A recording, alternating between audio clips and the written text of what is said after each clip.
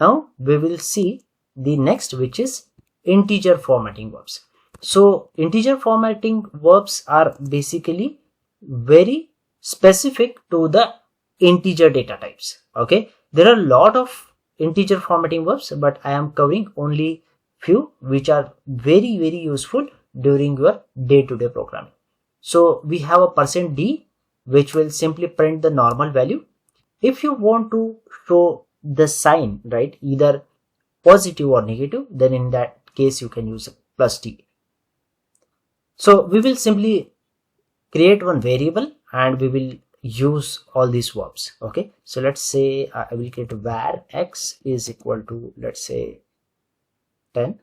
Okay, and let's use fmt dot printf. Okay, and I will say first is %d, right, and I will print the value of x.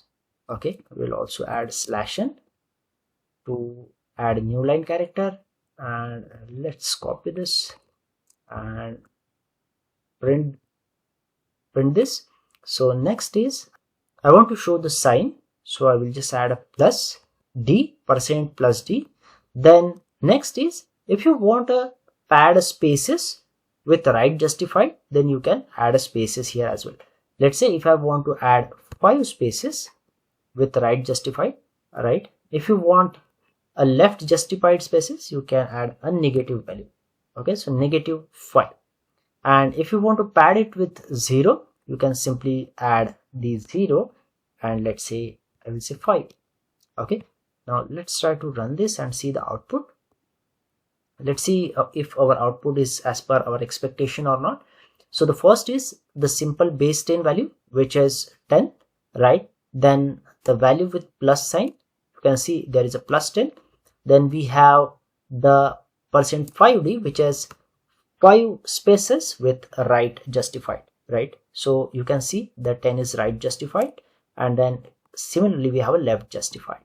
And last is we padded with zeros and make all the string with, make this value with a 5 digit. Okay, so these are the integer formatting verbs. So now let's move to next type of formatting verb, which is string formatting verbs. So there are 4 to 5 types of string formatting verbs which we are using here. So let's start with simple string. So I will create a variable, let's say var z, which is of type string, and I will say John, right? And let's use it. So fmt dot printf. Okay, and let's start using this with, we'll start with %s, which will simply print the plain string. So I will say %s and then I will say z. Okay, let me copy this and I will say, we'll paste it. So next is we will print a double quoted string which is with %q. Okay, this will print a double quoted string. Then if you want to print the plain string with right justified, then simply you can use some number here. So I will say %8s, right? If it's left justified, then negative value, right? Very simple. And if you want the hex dump of this particular value, okay, which is in a byte format, you can use the x. Okay, so let's run this program and see.